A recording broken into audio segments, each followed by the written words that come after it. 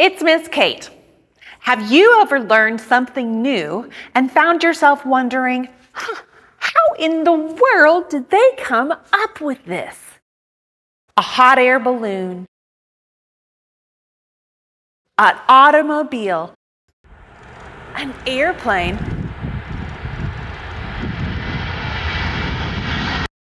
a rocket ship.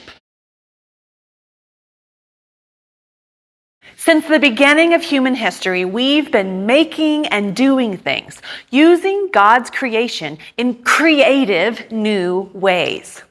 Do you remember that on the first day of creation in Genesis 1, God separated the light from the dark and called them both good?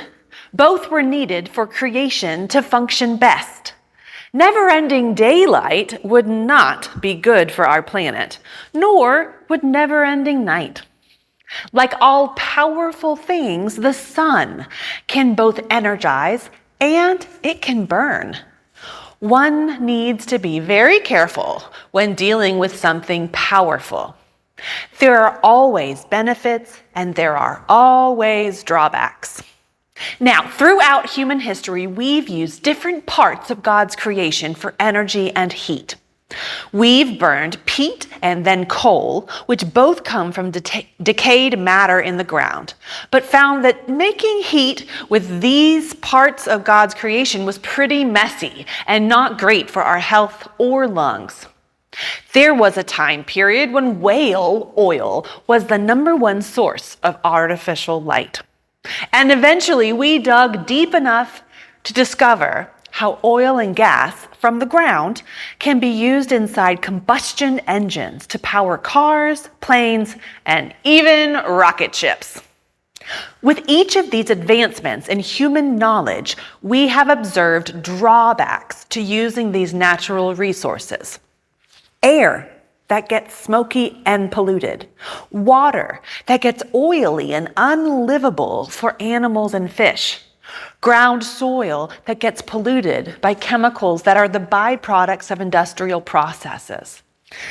We've learned that human innovation, even if we are using natural resources, can make a pretty big mess when it comes to pollution and human health. Power comes with both benefits and drawbacks. And so we keep looking for a better way, a new path to utilizing God's creation to help more humans do things and make things. We're looking towards how the sun's power can be harvested with solar energy and how wind power can be used to create electricity for our cities in a cleaner way. God's gifts keep unfolding. Creation is still creating. The challenge for us humans, who are co-creating right alongside God, is to keep moving towards the greatest good, the cleanest and healthiest good for all of God's people. Will you pray with me?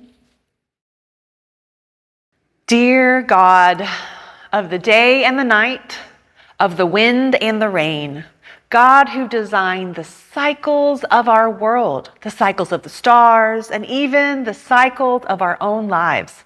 Thank you for the honor of co-creating with you. May we hold this power of creation gently, keeping our minds fixed on what is best for most, and being responsible caretakers of this world.